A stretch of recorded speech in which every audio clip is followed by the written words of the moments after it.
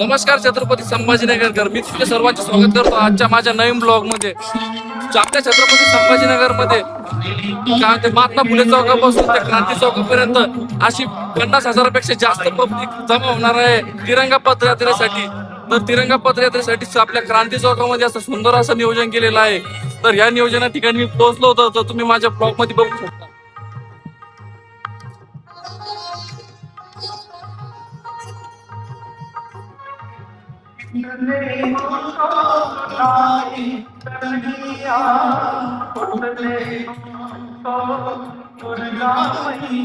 तर गाईस त्याचबरोबर आपले महाराष्ट्राचे मुख्यमंत्री देवेंद्र फडणवीसची तर गाईस हा तिरंगा रॅली मार्ग नकाशा आहे.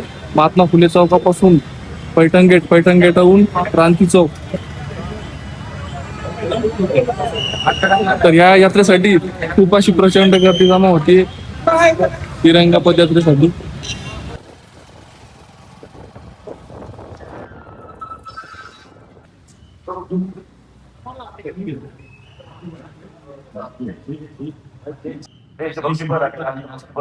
रॅली सुरू झालेली आहे या ठिकाणी.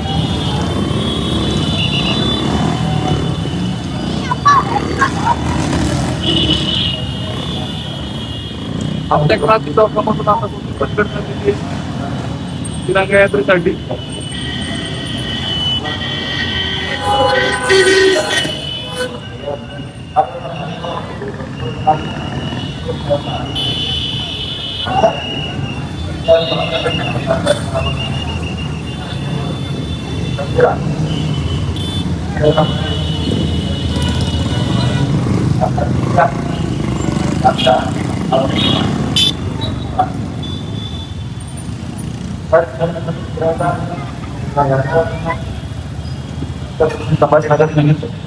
या शहराला एक ऐतिहासिक वारसा आणि या वारसा असणारे आपण अतिशय मूल्य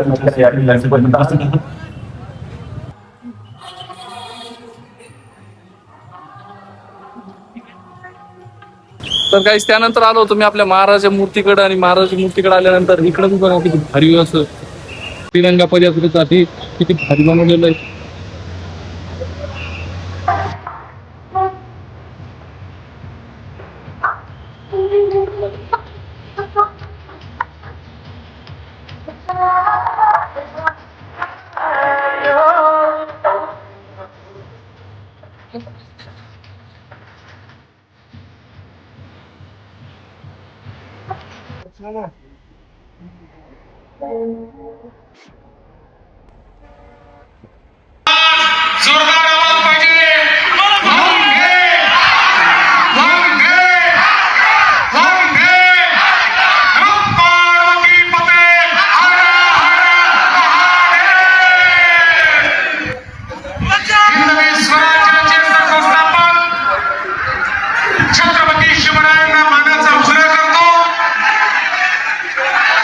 राज्यघटनेचे शिल्पकार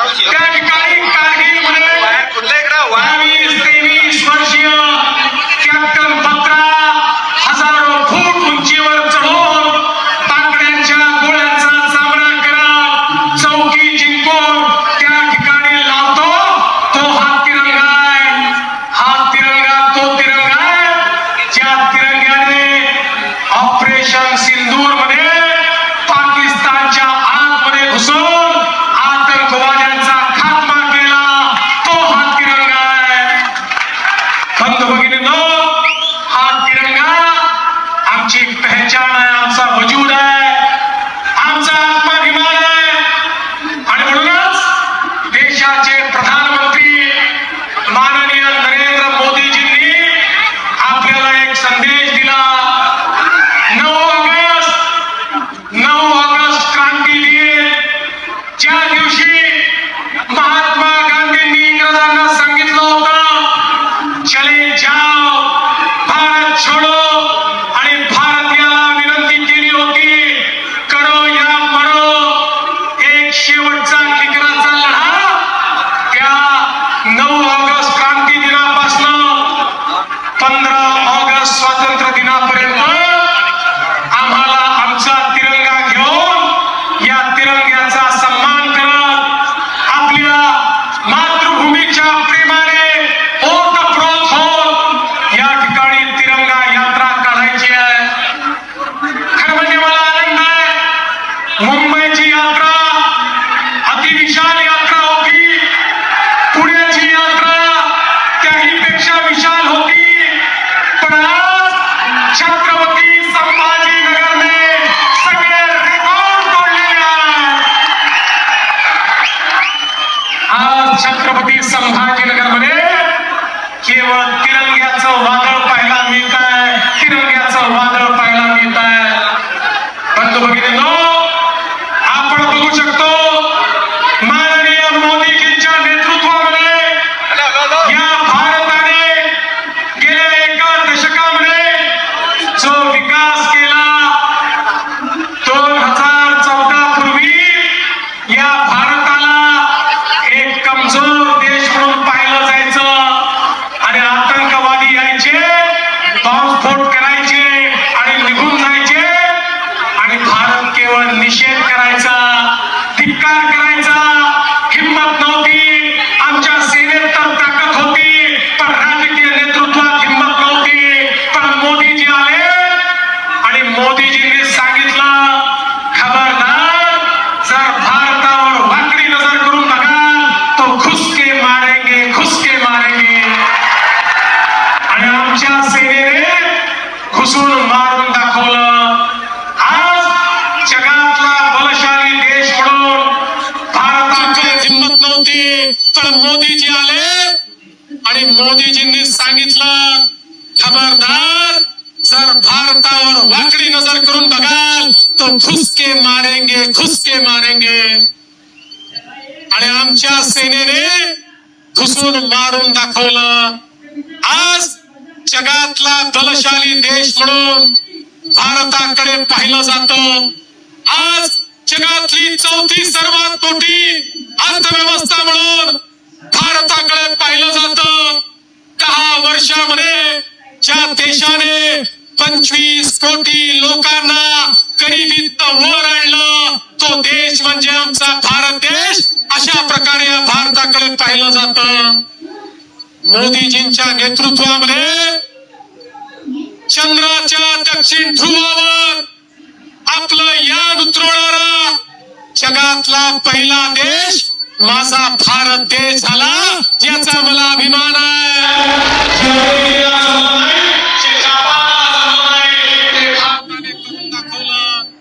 आणि म्हणून आज भारत प्रगती करतोय, आपला महाराष्ट्र प्रगती करतोय. 2013-14 साली ज्या महाराष्ट्राची अर्थव्यवस्था 12-13 लाख कोटीची होती, 10-12 वर्षामध्ये आपण ती अर्थव्यवस्था या ठिकाणी 50 लाख कोटी पर्यंत नेली.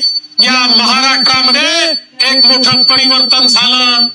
आज आपण पाहतोय मोदीजींच्या नेतृत्वात इतक्या मोठ्या प्रमाणात देश बदलतोय, आणि मराठवाड्यात आज खऱ्या अर्थानं परिवर्तनाच्या वाटेवर उभा आहे.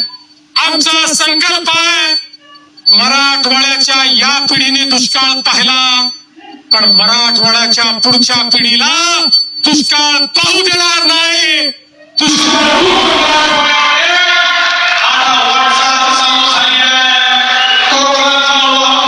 पाणी गोदावरीच्या खोऱ्यात आणायचं, सांगली कोल्हापूरचं पाणी उजनीच्या माध्यमातून मराठवाड्यामध्ये आणायचं. या मराठवाड्याला सुजलाम सुफलाम करायचं हा आपला प्रयत्न आहे. आज मोदीजींच्या नेतृत्वात सगळ्यात मोठी तिसरी स्टार्टअपची इकोसिस्टीम म्हणून तयार केली. आज भारतामध्ये स्टार्टअपच्या माध्यमातून आमची तरुणाई ज्या प्रकारे काम करते आहे, जगाच्या पाठीवर सर्वात जास्त अनुसंधान आणि इनोव्हेशन आमची तरुणाई या हातामध्ये करते आहे. आमच्या तरुणाईच्या हाताला काम देण्याकरता ज्या प्रकारचं औद्योगिकरण, ज्या प्रकारचं इन्फ्रास्ट्रक्चर, रस्ते, ट्रेन, रेल्वे, उड्डाणपूल, एअरपोर्ट आमच्या भारतामध्ये घडल्यात, आमच्या महाराष्ट्रात घडल्यात. आपण सगळे याचे साक्षीदार आहात. आजचा दिवस हा सिंहावलोकन करण्याचा देखील आहे. भारतरत्न डॉक्टर बाबासाहेब आंबेडकरांनी जगातलं सर्वोत्तम संविधान हे या भारत देशाला दिलं. या संविधानाने भारतीयाला त्याची मूलभूत कर्तव्य देखील सांगितली आहे.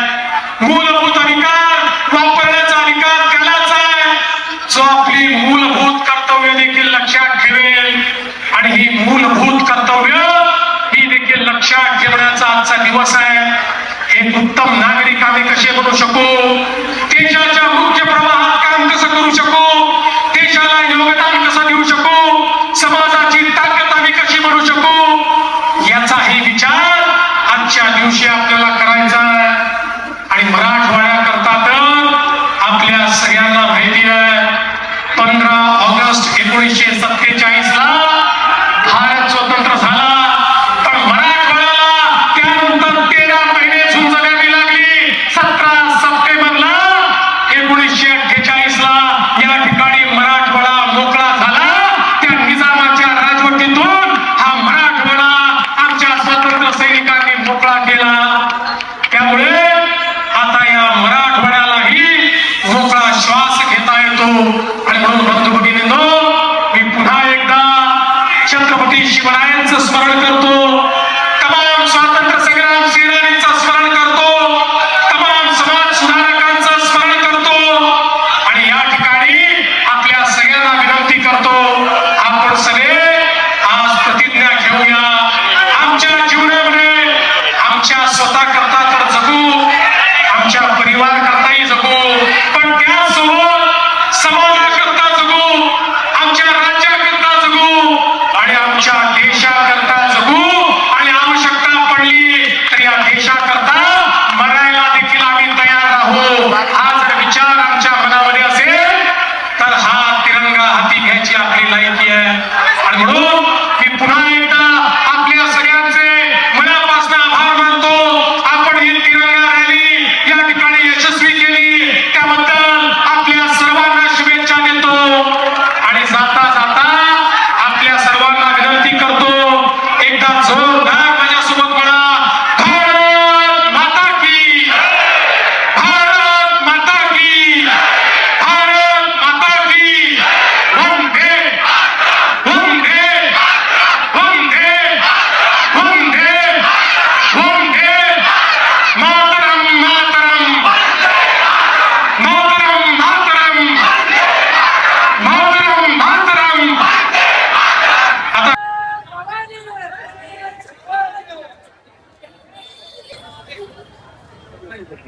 आता अशा प्रकारे तिरंगा पदयात्रा संपन्न झालेली आहे.